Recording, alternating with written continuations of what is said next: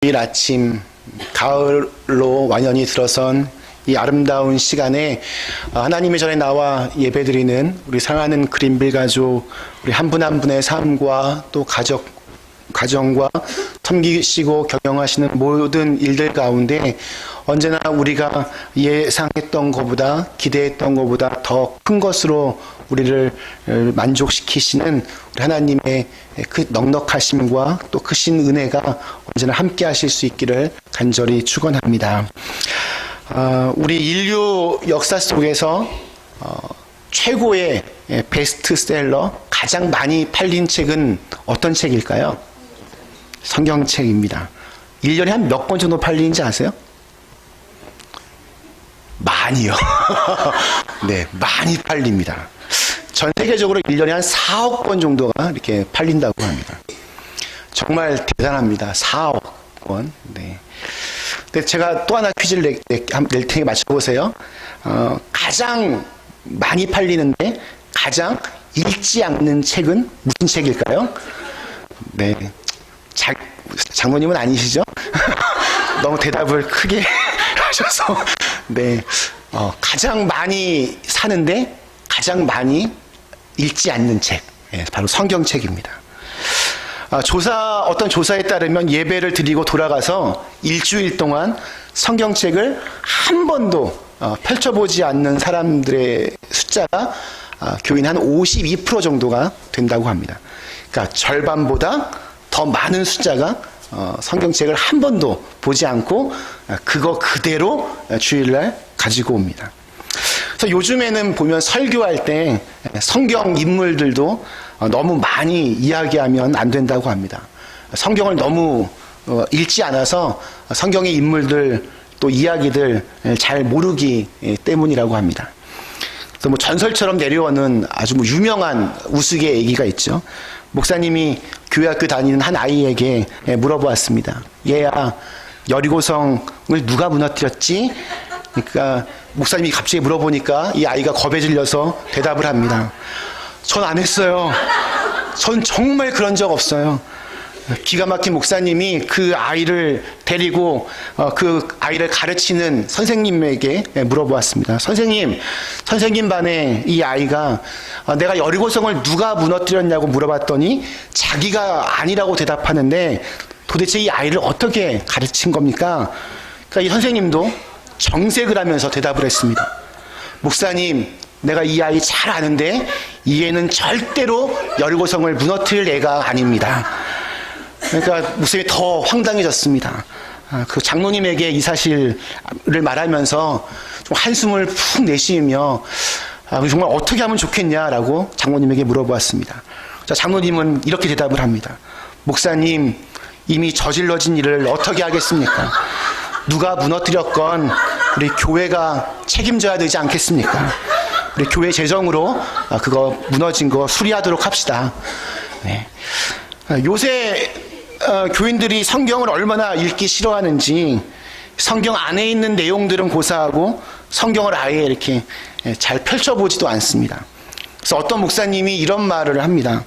성경책이 이렇게 지퍼가 달려 있으면 안 된다. 왜냐하면 지퍼를 여는 것도 굉장한 마음의 결단이 필요하기 때문에 그냥 펼치는 것도 힘든데 이거 지퍼를 이렇게 해야 되니까 이거 너무 힘들어서 더 성경을 안 읽는 것 같다. 여러 개의 우스개 이야기지만 저는 우리 그린빌 우리 가족들 모두가 명색이 그리스도인인데 하나님의 말씀을 믿는 사람인데 하나님의 말씀과 좀 이렇게 친숙해지실 수 있기를 간절히 축원합니다. 우리는 지금도 영적 전쟁터에 서 있다라는 주제로 우리 하나님의 전신갑주에 대해서 은혜를 나누고 있습니다. 하나님의 전신갑주가 왜 필요한지, 그리고 이 하나님의 전신갑주인 이 진리의 허리띠, 의의 호심경, 믿음의 방패, 평안의 복음으로 준비된 신, 구원의 투구에 대해서 지금까지 살펴보았습니다. 오늘은 공격 무기인 이 검에 대한 말씀입니다. 지금까지의 이 전신갑주의 무기들이 다 어떤 방어용이라면 이 6번째 무기는 공격용 무기입니다. 여기서 이 검이라고 하는 것은 이 말을 탄 기병이 휘두르는 무겁고 긴 칼이 아니라 1대1 그 전투에서 백병전에서 사용되는 이 단검을 의미합니다. 이 손가락 끝에서 팔꿈치 정도의 그리 길지 않은 그 단검을 말합니다. 로마 군인들의 이 짧고 이 날카로운 검은 양날로 되어 있어서 양날로 베고 찌르는 전술을 구사하는 데 적합하도록 되어 있습니다. 유명한 요리사가 셰프가 주방에 강도가 들어왔을 때 주방이니까 식칼들이 얼마나 많이 있겠어요. 근데 식칼이 곁에 있었지만 맨손으로 육탄전을 벌여서 그 강도를 잡았던 일이 있었습니다. 그때 한 기자가 이 요리사에게 물어봅니다. 왜 그 주방 안에 수많은 칼들이 있었는데 왜 그 식칼들은 사용하지 않으셨습니까? 물어봤더니 요리사 말이 식칼은 검이 아닙니다. 식칼로는 사람을 베지 않습니다. 정말 주방장으로서의 그 장인 정신이 담긴 말입니다. 대체로 우리가 칼이라고 부르면 그것은 주로 이렇게 정말 먹는 데 필요한 그런 때 사용되는 일상적인 물건입니다.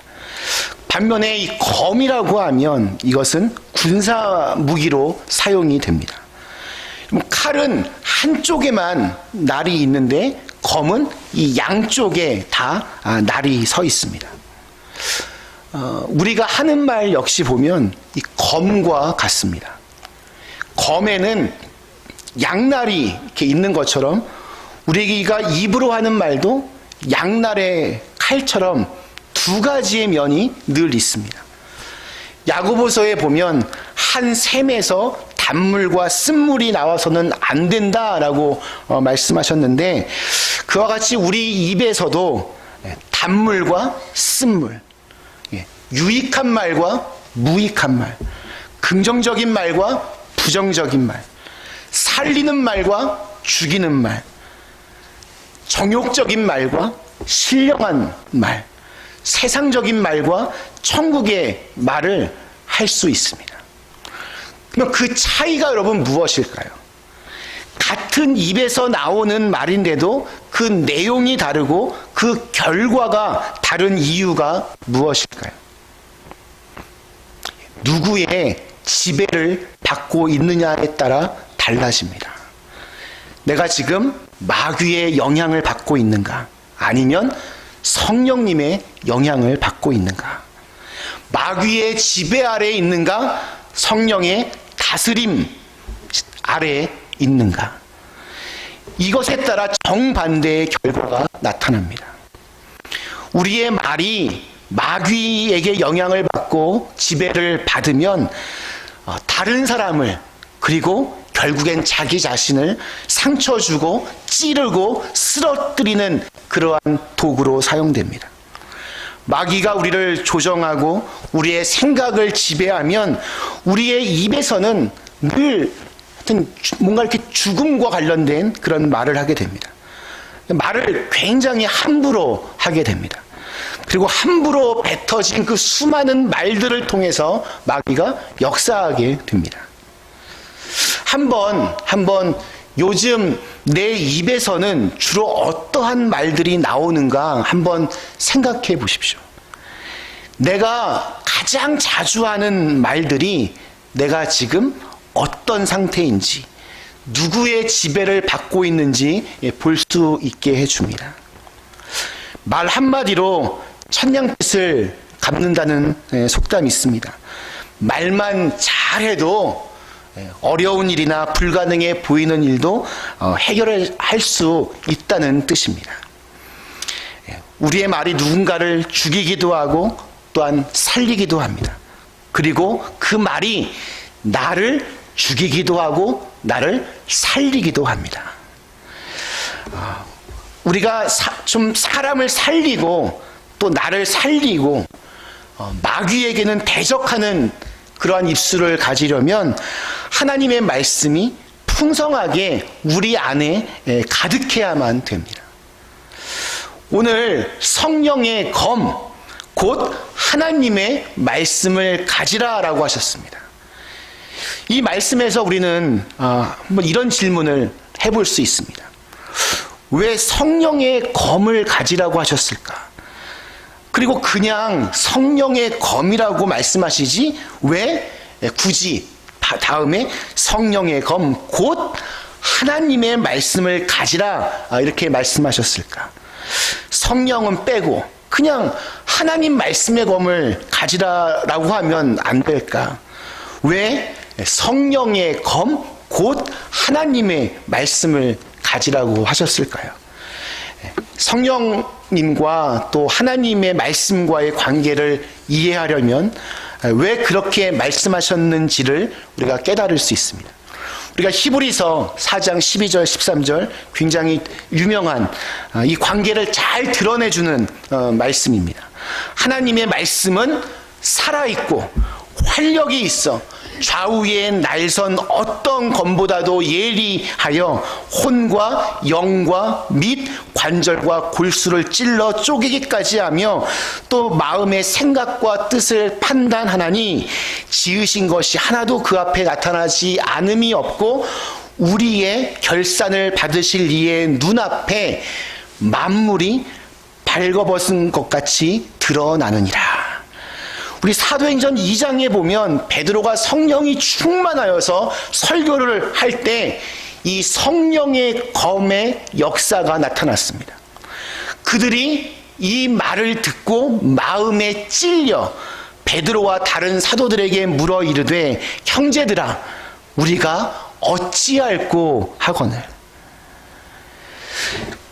우선 이 성령의 검은 대적하는 적을 공격하기 전에 내 안에 있는 죄를 수술하는 무기입니다. 병든 내 마음 속에 있는 죄를 수술하는 것입니다. 성령의 검이 내 마음을 찌를 때 더러운 피들이 쏟아져 나옵니다. 회복을 위한 수술입니다. 내 마음 속에 있던 죄를 불태우고 육체는 그대로 두신 채로 우리의 마음에 있는 죄를 수술하는 칼로서 성령의 검이 사용되는 것입니다. 우리 지난 세기 아주 최고의 설교가로 꼽히는 스펄전 목사님은 성령의 검은 두 날이 있는데 한쪽 날로는 죄에 대한 우리의 애착을 공격하고 다른 날로는 자기 의에 빠져 있는 우리의 교만을 치신다라고 말씀하셨습니다. 영적 전쟁에서 성령의 검을 가지라는 말씀은 성령님께서 나를 수술하신다는 겁니다.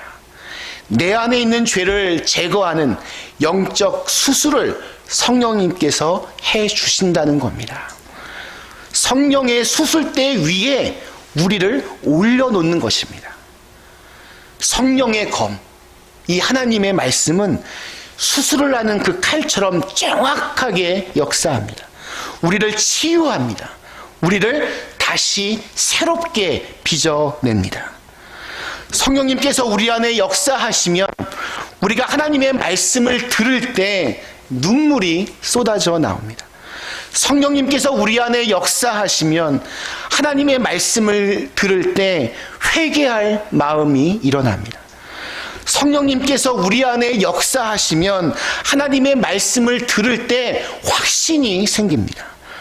성령님께서 우리 안에 역사하시면 하나님의 말씀을 들을 때 다시 한번 용기를 내게 합니다. 하나님의 말씀을 들을 때 주님을 사랑하고자 하는 마음이 더욱 깊이 생깁니다.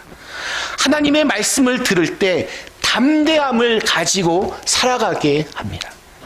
하나님의 말씀을 들을 때 주님 앞에 헌신하게 합니다. 성령께서 우리 안에 역사하시면 하나님의 말씀을 들을 때 감격하고 감사드립니다. 치유가 일어납니다. 문제가 해결됩니다. 이렇게 성령님께서 우리가 하나님의 말씀을 받을 때나 전할 때 그 말씀이 효력으로 발하게 하십니다. 성령님께서 꿰뚫는 힘과 예리한 나를 말씀 속에서 부어주십니다.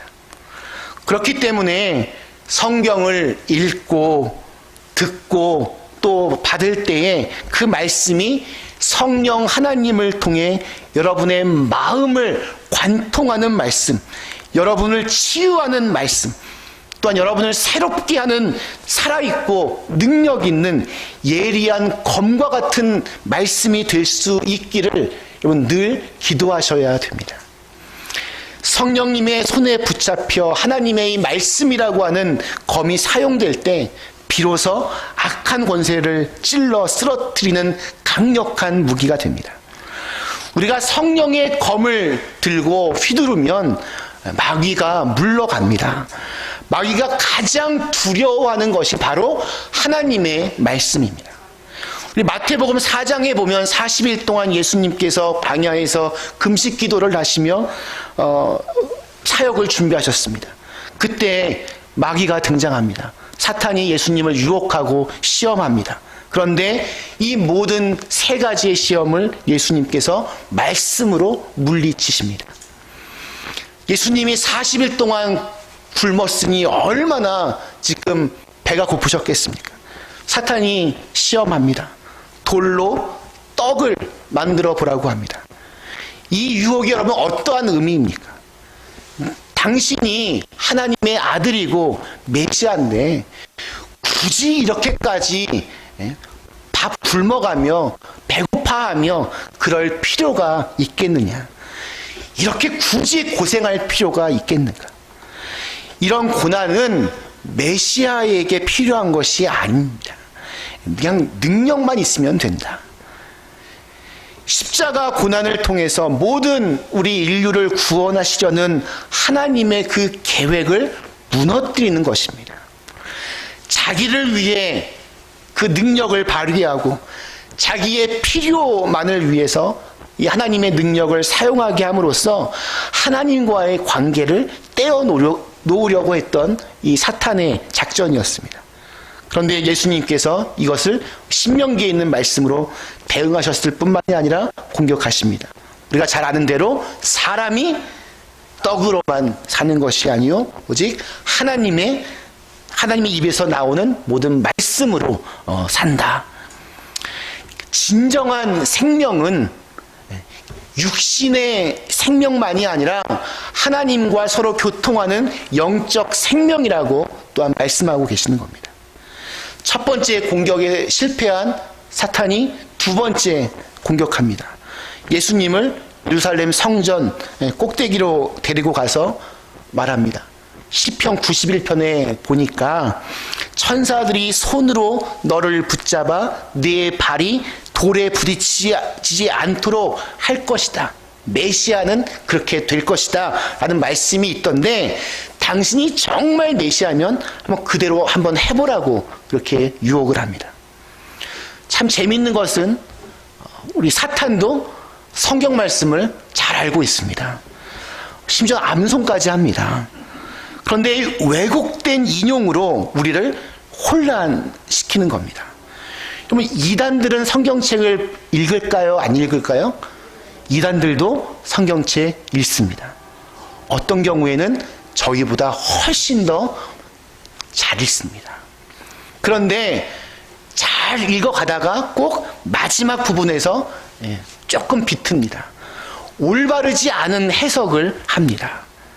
사탄이 시편 91편 말씀을 인용하면서 메시아는 이렇게 된다고 하는데 당신이 정말 메시아냐 물어보니까 예수님이 다시 신명기 말씀으로 대응하시며 공격하십니다. 주 너의 하나님을 시험치 말라. 신명기 6장 16절에 있는 말씀입니다. 세 번째 시험으로 넘어갑니다. 사탄이 높은 산에 예수님을 데리고 올라가서 내게 경배하기만 하면 절하기만 하면 이 온 천하 만물을 다 너에게 주겠다 유혹합니다. 정말 파격적인 제안입니다. 한 번만 그냥 무릎 꿇으면 이 모든 것을 다 주겠다는 겁니다. 그런데 예수님은 그 한 번도 용납하지 않으셨습니다. 곧장 신명기 6장 13절 주 너의 하나님께 경배하고 오직 그분만을 섬겨라. 세 가지의 시험 모두 다 하나님의 말씀에 근거해서 그것을 물리치시고 이겨내셨습니다. 왜 그러셨을까요? 왜? 우리에게 모범을 보여주신 것입니다. 너의 생각과 경험을 의지하지 말고 사탄이 공격해 오면 하나님의 말씀을 가지고 진리의 말씀을 가지고 그 성령의 검으로 대응해야 그래야 마귀가 떠나간다 우리에게 가르쳐 주시고 있습니다. 오늘 우리에게도 이렇게 좀 대응할 수 있는 영적 공격이 들어왔을 때 뭔가 막고 칠 수 있는 그러한 말씀이 우리의 마음에 늘 있어야 됩니다. 우리가 성경 말씀을 매일 공부하고 읽고 묵상할 때 어떠한 공격이든지 대응하고 공격할 수 있는 성령의 검이 우리 마음의 칼집에 늘 꽂혀 있어야 됩니다. 그래서 어떠한 상황에 처해 있든지 간에 뭔가 떠오르는 말씀들이 있어야 됩니다. 어떤 유혹을 당할 때, 어떤 시련을 당할 때, 이해할 수 없는 상황에 내가 처해 있을 때, 그때 떠오르는 하나님의 말씀이 없으면 적의 공격에 무너질 수밖에 없습니다. 늘 하나님의 말씀이 우리 속에 떠오르고 그 말씀으로 이겨낼 수 있어야 됩니다. 여러분, 성령의 검을 신앙생활 잘하는 또 영적 전투에서 이길 수 있는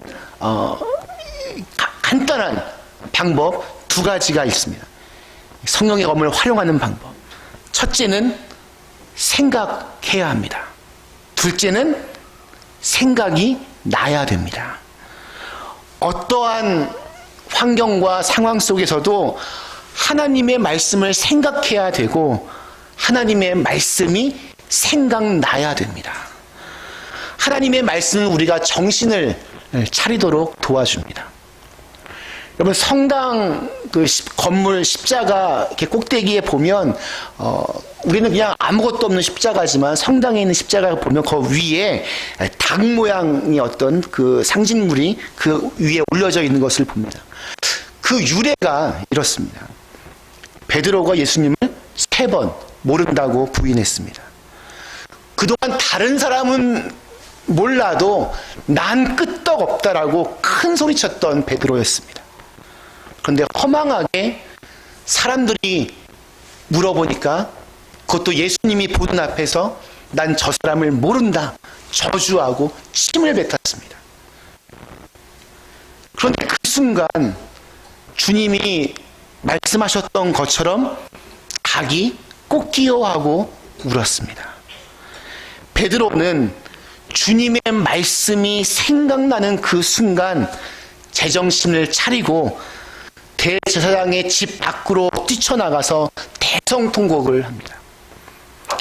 주님의 말씀이 생각난 그 후부터 베드로는 닭이 울 때마다 정신이 번쩍 들어서 그때마다 기도를 했다고 합니다. 특별히 이때 시간이 새벽이었기 때문에 아마 베드로가 새벽 기도의 효시가 아니냐 뭐 이런 얘기도 있습니다.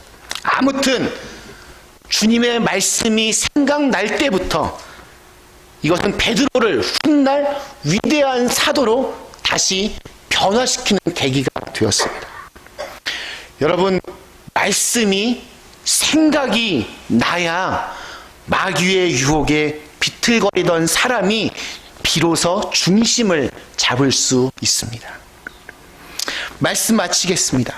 사랑하는 그린빌 가족 여러분, 세상 속에 살면서, 즉 영적 전쟁터에서 살아가면서 여러분에게 다가오는 악한 세력을 찌르고 대적할 예리한 성령의 검, 곧 하나님의 말씀의 검이 여러분 손에 들려져 있으십니까?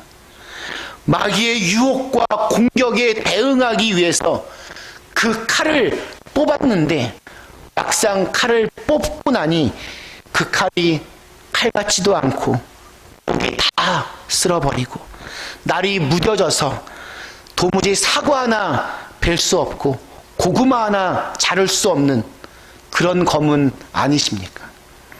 하나님의 말씀, 즉 성령의 검은 저와 여러분을 보호해주는 무기입니다.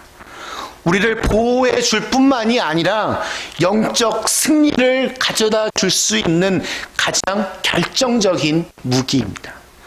하나님의 말씀을 검으로 들고 마귀의 유혹에 맞서야 이길 수 있습니다. 넘어지려고 할 때 하나님의 말씀의 검을 들어야 됩니다. 하나님의 말씀만이 우리를 새롭게 하고 우리를 치유하시고 우리를 강하게 하시고 우리에게 능력을 주십니다. 오늘은 세계의 교회들이 비록 교리는 조금 달라도 믿음의 방식은 조금 달라도 모두가 예수 그리스도 안에서 한 형제요 자매임을 확인하는 세계 성만찬 주일입니다. 교회의 역사가 2000년입니다. 그 긴 시간 동안 수많은 어려움들이 있었고 위기의 순간들이 있었습니다. 그 숫자를 헤아릴 수도 없는 수많은 사람들이 예수를 믿는다는 이유만으로 죽기도 했습니다. 그리고 그 2000년의 역사 동안 지금도 그렇지만 정말 수시로 타락한 그리스도인들이 많아져서 사람들이 걱정하는 순간들도 많이 있기도 했습니다. 그러나 지금까지 교회는 그 생명을 유지하고 오히려 세계 방방 곳곳으로 지금 그 복음이 퍼져나가고 있습니다. 왜 그럴까요? 살아있는 하나님의 말씀이 이 교회 안에 있기 때문입니다. 그렇기 때문에 내 안에 하나님의 말씀이 정말 살아있으면 반드시 일어납니다. 그렇게 성령의 검, 하나님의 말씀으로 다시 일어설 수 있는 저와 여러분이 다 되실 수 있기를 주님의 이름으로 간절히 축원합니다. 우리 주신 말씀을 생각하며 잠시 함께 같이 기도하시겠습니다.